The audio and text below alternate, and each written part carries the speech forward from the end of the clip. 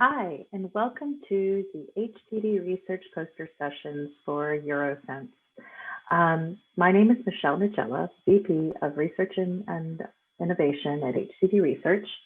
And we actually had a lot of posters for EuroSense this year, 5 different posters.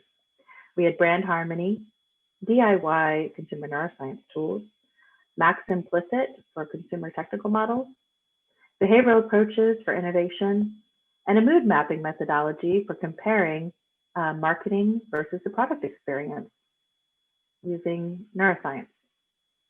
So the thing about having too many posters is that it can get really difficult to interact on all of them at the same time on a virtual conference platform. There's also no chat box to leave messages, so it was hard to interact with people who were visiting. And my understanding is that some people were having some difficulty downloading the posters. So if you missed our session or had any trouble getting in contact with myself or downloading the posters, you can still find us by visiting our website at www.htdi.net. You can tweet with us at HTD Neuroscience. You can link with us on LinkedIn. You can catch our YouTube channel, or you can email me directly at michelle.nigella@htdi.net. In this poster for EuroSense 2020, I'm going to talk about MaxImplicit, a powerful and innovative combination of traditional and psychological methods for consumer research. My name is Michelle Nigella, PhD in behavioral neuroscience and VP of Research and Innovation at HTD Research. In this poster, the key takeaway is that using a combination of MaxImplicit can help you identify key innovative opportunities and need gaps to make effective disruptive innovation. So what really drives decision-making for consumers?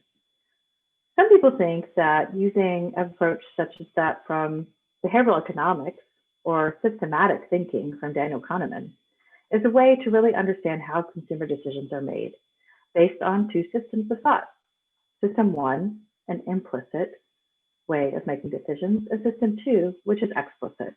It's important to understand that both of these systems in order to effectively understand consumer behavior. System 1 is a fast unconscious piece, while system 2 is your conscious and deliberate way of making decisions. Creating pipelines of disruptive innovative products does require tapping into both systems to build consumer buy-in based on their perceptions, needs, and how they live their lives and habits. In doing so, you can build a consumer technical model for throughput of a pipeline of product development to really give consumers a reason to believe and focus on their needs. In doing this, you can identify opportunities, disrupt behaviors, and be able to innovate around that. Disruptive innovation is any innovation that creates a new market or product, disrupting an existing market and establishing a leader in those products.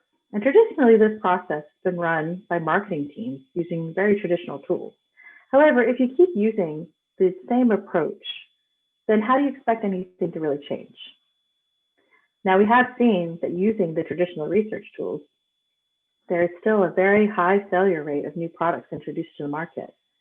And it seems clear that better innovation in research methods is really needed to make truly disruptive, innovative products.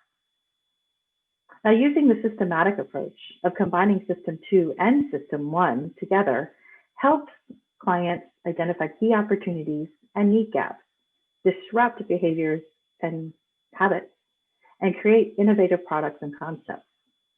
In order to do this, a really easy way to sort of enter the systematic research approach is to start with something like MaxDiff, a forced choice ranking to really understand the needs of consumers. Then also add in System 1, which is Implicit Association Testing, a psychological testing tool for looking at the mental biases and associations that people have a hard time articulating.